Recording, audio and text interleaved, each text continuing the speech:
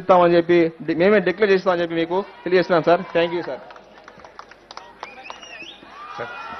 ప్రత్యక్ష ప్రజాస్వామ్య రూపకర్త ఈనాటి ఈ గ్రామ సభ విధానంలో శ్రీ సాధు చంద్రబాల గారు, పగడాల వరలక్ష్మి గారు, వరికూటి సింధు గారు, కావేటి జయలక్ష్మి గారు, శివరామయ్య గారు, టి మాధవి గారు వీరంతా కూడా ఇంటరాక్ట్ అవుతారు. అక్కడి నుండే మీకు మైక్ వస్తుంది.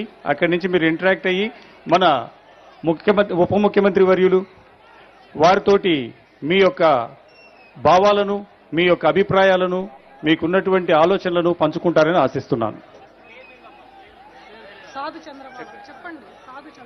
మొదట సాధు చంద్రబాల గారు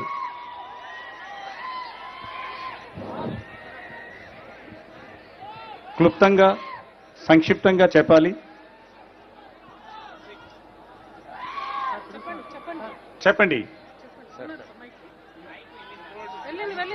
డిప్యూటీ సీఎం గారికి, పవన్ కళ్యాణ్ గారికి, మైసూరువారిపల్లి గ్రామం ఇచ్చేసిన మా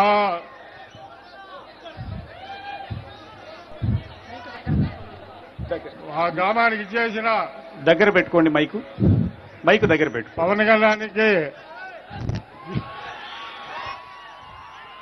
హలో పవన్ కళ్యాణ్ సీఎం గారికి చెప్పండి. మా దండము, మా గ్రామ గారికి దండము అయిపోయింది. మా జన్మం దండం అయిపోయింది. మా దండం అయిపోయింది. మాకు డిప్యూటీ సీఎం గారు ఈ పవర్ చాలు, మాకు ఐ పవర్ కావాలి. ఐ పవర్ అంటే 2029లో సీఎం అయితేనే మళ్ళా 2029లో మా గ్రామానికి రావాలా.